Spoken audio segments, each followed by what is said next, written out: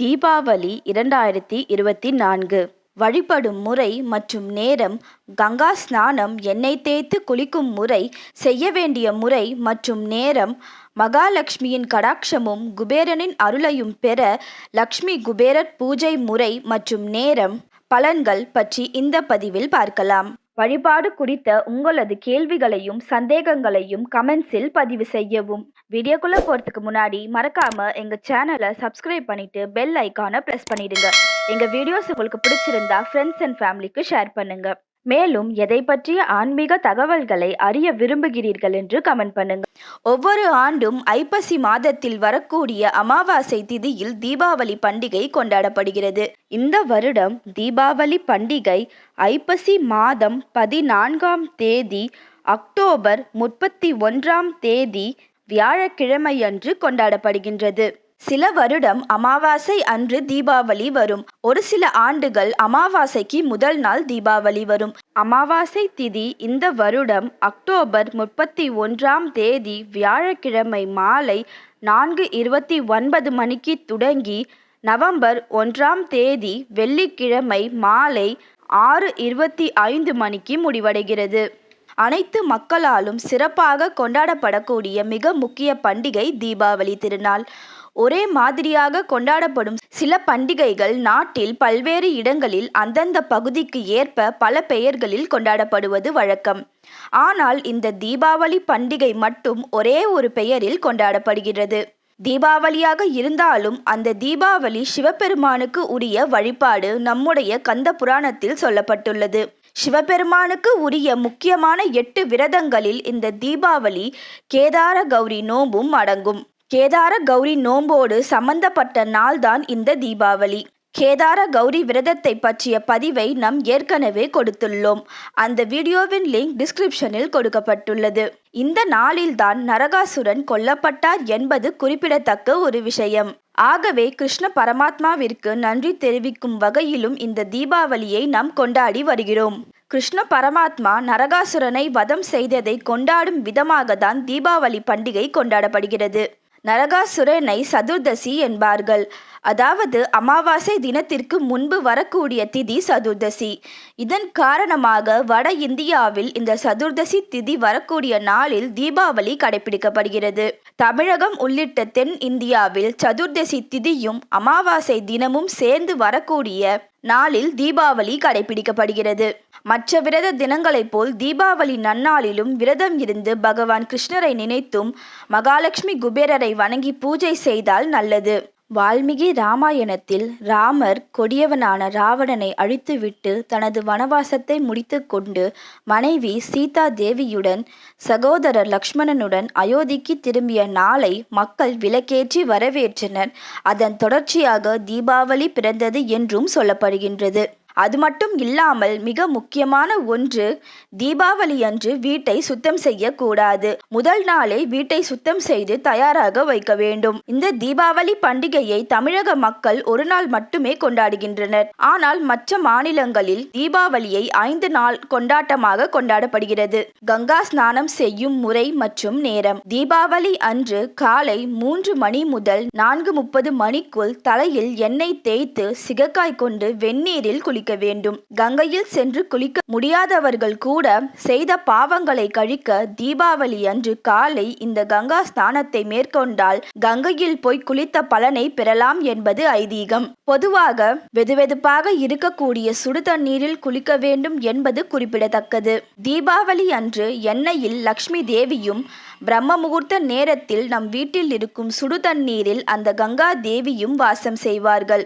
சிகக்காய் தூளில் வாயு பகவானும் வாசம் செய்வதாக சாஸ்திரங்கள் கூறுகின்றது. 4:30 மணிக்குள் குளித்துவிட்டு வீட்டில் இருப்பவர்கள் அனைவரும் புத்தாடை அணிந்து கொண்டு வீட்டையும் பூஜை அறையையும் அலங்காரம் செய்து, நீங்கள் வீட்டில் சிவலிங்கம் வைத்து பூஜை செய்பவர்கள் என்றால் சிவலிங்கத்திற்கு அபிஷேகம் செய்யலாம். அப்படி இல்லை படம் வைத்து பூஜை செய்பவர்கள் என்றால் சிவபெருமான் மற்றும் பார்வதி தேவி சேர்ந்த திருவுருவ படத்தை துடைத்து பொட்டு வைத்து அலங்காரம் செய்து பூஜைக்கு தயார் செய்து கொள்ளுங்கள். அப்படி திருவுருவ படமும் இல்லை என்றாலும் பரவாயில்லை. தீப ஒளியில் ஓம் நம சிவாய என்ற மந்திரத்தை உச்சரித்து பூஜை அறையில் நமஸ்காரம் செய்து குடும்பத்தோடு இந்த வழிபாட்டை மேற்கொள்ளலாம். உங்களால் முடிந்த அளவிற்கு மண் விளக்குகளை ஏற்றி வைக்க வேண்டும். எத்தனை விளக்குகள் வேணாலும் வைக்கலாம். இதில் எந்த ஒரு குறிப்பிட்ட கணக்கும் கிடையாது. அதில் ஒரே ஒரு தீபம் நெய் தீபமாக இருக்கும்படி பார்த்து கொள்ளுங்கள். அந்த தீப ஒளியில் சிவபெருமானை தரிசனம் செய்யுங்கள். அதாவது வீட்டில் உள்ள மின்விளக்குகளை எல்லாம் அணைத்துவிட்டு தீபாவளி திருநாளான அன்றைய தினம் தீப ஒளியில் சிவபெருமானை தரிசனம் செய்து குடும்பத்தோடு வழிபாடு செய்வது மிக மிக சிறப்பு. துணி படைத்து வழிபடும் வழக்கம் உள்ளவர்கள் துணி படைக்கலாம். நெய்வேத்தியமாக நீங்கள் வீட்டில் செய்த பலகாரங்கள் முறுக்கு, சுழியம், அதிரசம், மற்ற இனிப்பு வகைகள், இட்லி, தோசை என்று எல்லாவற்றையும் 3 இலைகள் போட்டு வைத்து சிறிதளவு பட்டாசும் வைத்து தேங்காய் பழம் வெற்றிலைப்பாக்கு சமர்ப்பித்து தீபதூப ஆராதனை செய்து பூஜையை நிறைவு செய்யலாம். வழிபாடெல்லாம் செய்துவிட்டு பிரசாதமாக படைக்கப்பட்ட இனிப்புகளை உண்டுவிட்டு பட்டாசு வெடித்து மகிழ்ச்சியாக தீபாவளியை கொண்டாடுங்கள். இந்த வழிபாடு எல்லாம் காலை சூரிய உதயத்திற்கு முன்பு நிறைவு செய்ய வேண்டும். அதாவது காலை 6 மணிக்கு முன்பு இந்த வழிபாடெல்லாம் முடிக்க வேண்டும். பிறகு வீட்டிற்கு அருகே உள்ள கோவிலுக்கு சென்று 2 நெய் தீபம் ஏற்றி வழிபாடு செய்துவிட்டு வாருங்கள். தீபாவளி வழிபாட்டையெல்லாம் நிறைவு செய்துவிட்டு அமாவாசை திதி மாலையே துவங்குவதால் அன்றைய தினம் நோன்பு எடுக்கும் வழக்கம் உள்ளவர்கள் மாலை நோன்பெடுக்கலாம். அதே போல கேதார கௌரி விரதமும் 21வது நாள் கணக்கின்படி நவம்பர் 1ஆம் தேதிதான் முடிவடைகிறது. அமாவாசை திதி மதியமே துவங்குவதால் லக்ஷ்மி குபேர பூஜையும் அன்றைய தினமே செய்ய வேண்டும்.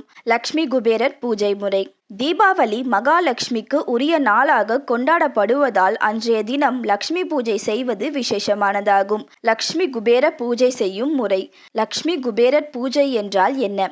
லக்ஷ்மி குபேரர் பூஜை என்பது செல்வத்திற்கு அதிபதியான குபேரரையும் அவருக்கு அருளிய லக்ஷ்மி தேவியையும் வழிபடுவதாகும். ஆரம்பத்திலேயே குபேரர் செல்வ வளத்தை பெறவில்லை. தான் பெரும் செல்வ வளத்தை பெற என்ன செய்ய வேண்டும் என குபேரர் தனது நண்பனான சிவபெருமானிடம் சென்று ஆலோசனை கேட்டார். அதற்கு சிவபெருமான் செல்வத்திற்கு உரியவர் மகாலட்சுமி. அவருடைய அனுக்கிரகம் இருந்தால் மட்டுமே உங்களால் செல்வத்திற்கு அதிபதியாக முடியும். ஐப்பசி மாதம் அமாவாசை திதியில் மாலை நேரத்தில் மகாலட்சுமியை பூஜை செய்தால் நீங்கள் மகாலட்சுமியின் அருளை பரிபூர்ணமாக பெற முடியும் என கூறினார்.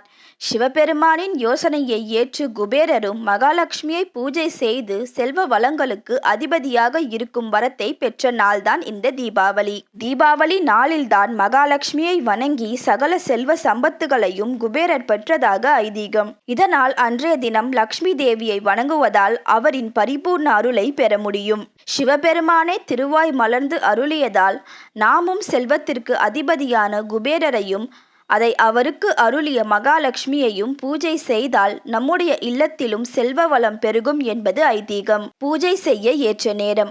நவம்பர் 1ஆம் தேதி மாலையில் அமாவாசை திதி துவங்குகிறது. இதனால் மாலை 6 மணிக்கு மேல் இரவு 9 மணி வரை லக்ஷ்மி குபேரர் பூஜை செய்ய உகந்த நேரமாகும். இந்த சமயத்தில் லக்ஷ்மி குபேரர் பூஜை செய்தால் மகாலட்சுமியின் அருள் பரிபூர்ணமாக கிடைக்கும். பூஜை செய்யும் முறை. லக்ஷ்மி குபேரர் பூஜை செய்பவர்கள் பூஜை அறையை அலங்கரித்து மகாலட்சுமி அல்லது குபேரர் அல்லது லக்ஷ்மி குபேரரின் படத்தை துடைத்து சுத்தம் செய்து எடுத்துக்கொள்ள வேண்டும். கலசம் வைத்து வழிபடுபவர்கள் எவர் சில்வர் தவிர மற்ற உலோகங்களால் ஆன கலசத்தில் தண்ணீர் ஊற்றி அதோடு பன்னீர், வாசனை பொருட்கள், மஞ்சள், எலுமிச்சை, அதன் மீது மட்டை தேங்காய், மாவிலை வைக்க வேண்டும். தேங்காய் மீது மஞ்சள், குங்குமம், சந்தனம் ஆகியவற்றை வைக்க வேண்டும். இந்த கலசத்தை வாழை இலை அல்லது தாம்பாளத்தில் பச்சரிசி பரப்பி அதன் மீது வைக்க வேண்டும்.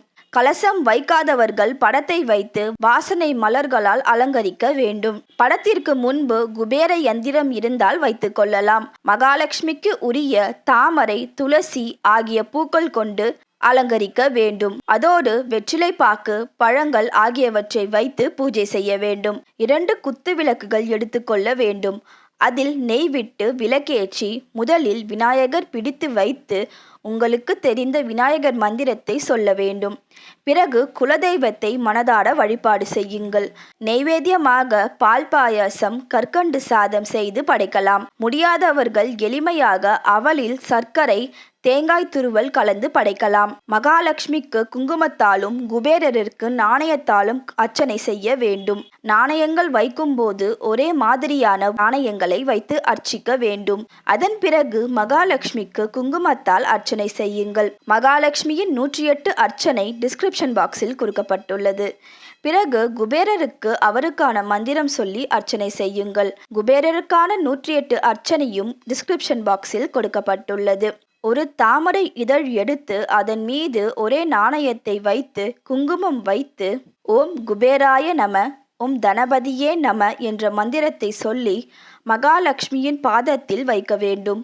பிறகு மகாலட்சுமி, குபேரர், குபேர யந்திரம் ஆகியவற்றிற்கு தூபதீபம் காட்டி வழிபட வேண்டும். நெய்வேத்தியமாக படைத்ததை பிரசாதமாக எல்லோருக்கும் கொடுத்து பூஜையை நிறைவு செய்ய வேண்டும். பூஜையெல்லாம் முடித்துவிட்டு நீங்கள் குபேரரிடம் வைத்து பூஜை செய்த காசுகளை எடுத்து நீங்கள் உங்கள் வீட்டிலுள்ள பணப்பெட்டியில் வைத்து கொள்ளலாம். பலன்கள். திரேதா யுகத்தில் ஸ்ரீமுக ஆண்டு தனுசு ராசி பூராட நட்சத்திரத்தில் பிறந்தவர் குபேரர். தந்தையார் விஸ்வரஸ், தாயார் ஸ்வேதா தேவி. சிறந்த சிவபக்தராக குபேரன் இந்திரனுக்கு இணையாக புஷ்பக விமானத்தில் பயணித்த பெருமை பெற்றவர். சிவபெருமானின் அருள் பெற்று அலகாபுரிக்கு அரணாக விளங்கிய குபேரர் வடதிசைக்கு அதிபதியாகவும் திகழ்கிறார். குபேரர் திருமுத்துக்குடையான் கீழ் தாமரை மலர் மீதுள்ள ஆசனத்தில் ஒரு அபய முத்திரையுடன் அமர்ந்திருக்கிறார். அவரது இருபுறமும் சங்கநிதி, பதுமநிதி என்ற தனதேவதைகள் வீற்றிருப்பர். அவர் தன் அருகே ரத்தினங்களை உதிரும் கீரிப்பிள்ளையை வைத்திருப்பார். இத்தகைய சிறப்புமிக்க குபேரரை மகாலட்சுமியுடன் இணைந்து பூஜை செய்வதன் மூலம் குறைவற்ற செல்வ நிதியை வாரி வழங்குவார். மேலும் இந்த பூஜையை செய்வதால் வீட்டில் நிச்சயம் பணத்தட்டுப்பாடு நீங்கி செல்வம் பெருகும். அதோடு வீட்டில் நிம்மதியும் சந்தோஷமும் நிலைக்கும். மகாவிஷ்ணுவின் மார்பில் வாசம் செய்யும் மகாலட்சுமி தீபாவளி தினத்தில் நமது இல்லம் தேடி வந்து அருள்பாலிக்கிறார். தீபாவளி அன்று லட்சுமி குபேர பூஜை செய்வதால் சங்கடங்கள், காரிய தடைகள் நீங்கும். கடன் பிரச்சனைகளிலிருந்து விடுபடலாம். நம் இல்லத்தில் செல்வம் பெருகும் என்பது ஐதீகம். அத்துடன் குபேரர் சகல ஐஸ்வர்யங்களையும் வாரி வழங்கிடுவார். மகாலட்சுமியின் திருவருளால் அனைத்து செல்வங்களும், அதாவது தனம், தானியம், மக்கட்பேறு, செல்வம், வீடு, தைரியம், வீரம், அறிவு என அனைத்தையும் பெற முடியும். தீபாவளி நாளில் வழிபாடெல்லாம் முடித்துவிட்டு உங்களால் முடிந்த தானத்தை செய்யுங்கள். அது அன்னதானம், புத்தாடை தானம் என்று எதுவாக வேணாலும் இருக்கலாம். இவ்வாறு செய்வதால் மகாலட்சுமியின் ஆசியை முழுமையாக பெற முடியும். எனவே குடும்பத்தாருடன் இணைந்து இறை வழிபாடு செய்து இனிப்புகளை உண்டு பட்டாசுகள் வெடித்து மகிழ்ச்சியாக தீபாவளியை கொண்டாடுங்கள். தீப ஒளி போல் உங்கள் வாழ்க்கை பிரகாசிக்கட்டும். சர்வம் சிவார்ப்பணம், சர்வம் கிருஷ்ணார்ப்பணம். சுஹாஸ் ஆன்மீக மையம் சார்பாக அனைவருக்கும் இனிய தீபாவளி நல்வாழ்த்துக்கள். உங்கள் பொன்னான நேரத்தை சுஹாஸ் ஆன்மீக மையம் யூடியூப் சேனலில் செலவிட்டதற்கு நன்றி.